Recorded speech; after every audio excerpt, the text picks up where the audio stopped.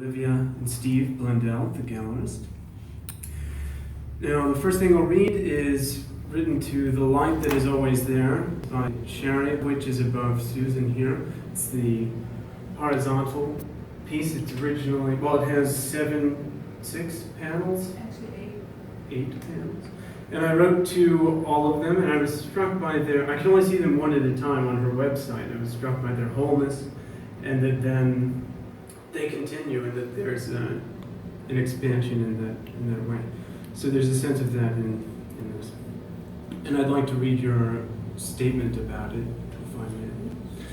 The Light That Is Always There is a series of works that is made of multiple horizontal drawings that connect to each other to form a single long work. Each drawing is made without intentionally thinking about how it connects to the others. The synchronicity of shapes weaving throughout the overall piece is the mystery of this work. The light that is always there. Open this. He opened, the book says. Smoke from the hills, motor oil, ash and blackberries smeared on rock. I can read this. Added to my being and displaced, bodies, remnants, selves become and then shed.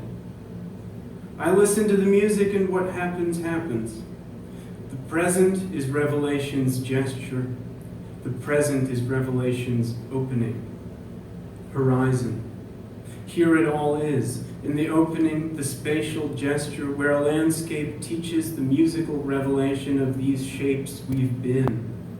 But a landscape is just what you see. Ancestor, plane crash, smoke signal from before I was me. The synchronicity of shapes, lives, friends, houses I've displaced. I know this uncanny language of the word on the tip of my tongue.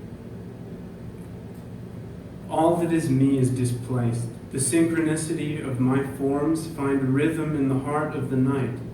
Hermes gave letters, says the Poimandres, twisted shapes of what I've been on my way into the light.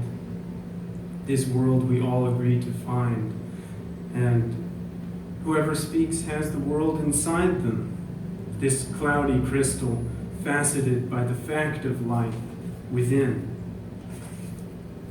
Reading is something like reason, lightning flash, why it had to be so.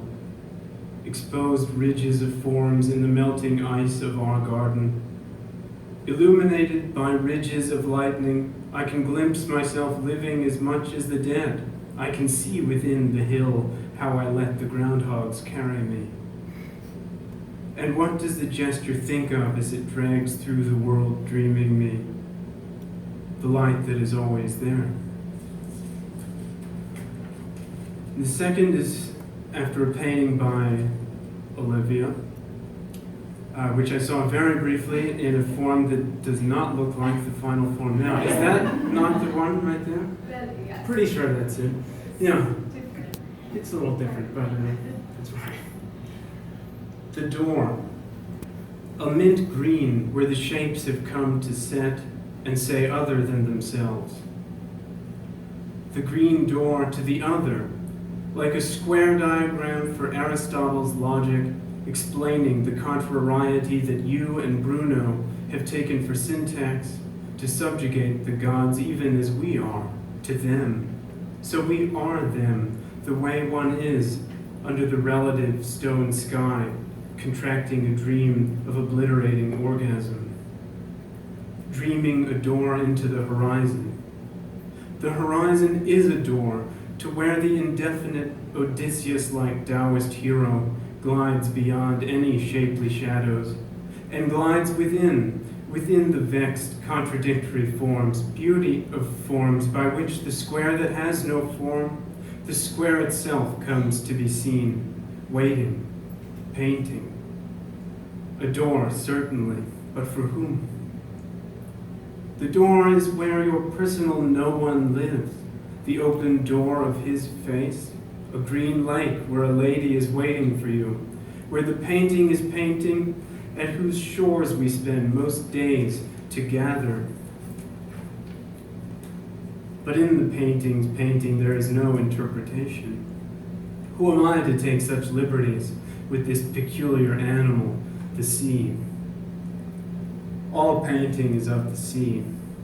Brighton Beach, where I come and pay my respects, bring candles, tea, Franz Liszt, emptiness. And when you leave, find someone you call you has something now to say, and someone else you were is gone, disappeared into the waves. Thank you, and thank you all for coming.